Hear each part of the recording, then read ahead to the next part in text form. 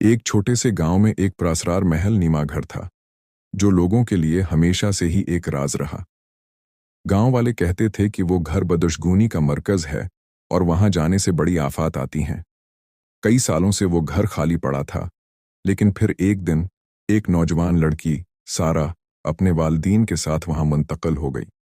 वो एक नई जिंदगी शुरू करना चाहती थी और उसे पिछले घर की हालत से कोई फर्क नहीं सारा को पड़ता घर था। की हर चीज अजीब लगती थी।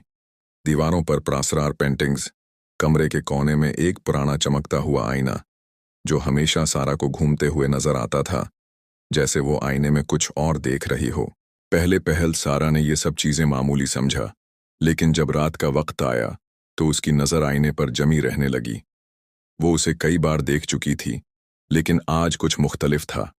आईने में उसका अक्स उसे हंसता हुआ दिखाई दिया, जबकि वो खुद खौफ के मारे लरज रही थी। उसका दिल तेज धड़क रहा था और वो बेअख्तियार आईने की तरफ बढ़ने लगी। ये क्या हो रहा है? सारा ने खुद से सवाल किया। उसका अक्स अब उससे बात कर रहा था। आईने में एक अजीब व गरीब शक्ल थी, जैसे किसी और का अक्स उसके जिस्म में कैद हो। तुम्हें बाहर निकलना होगा या तुम्हारी तकदीर तब्दील हो जाएगी, आईने में आवाज सुनाई दी। सारा खौफ के मारे कांपती हुई फौरन कमरे से बाहर निकली और अपने वालिदीन को बताया। लेकिन जब वो दोनों कमरे में वापस आए तो आईना गायब हो चुका था और वहां कुछ नहीं था, जैसे सब कुछ मामूल पर आ गया हो। लेकिन सारा जानती थी कि कुछ अजीब हो रहा था।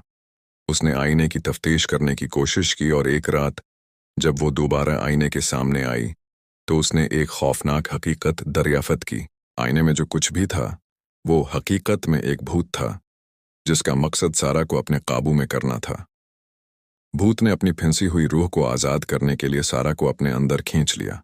अब तुम मेरी हो, भूत ने उसे कहा और सारा का जिस्म बेकाबू हो गया। आईने का भूत उसकी रूह में दाखिल हो चुका था और सारा का जिस्म अब एक बेजान लाश की तरह रह गया था। अगले दिन गांव वालों ने वो घर छोड़ दिया और हमेशा के लिए वहां जाने से जितनाब किया।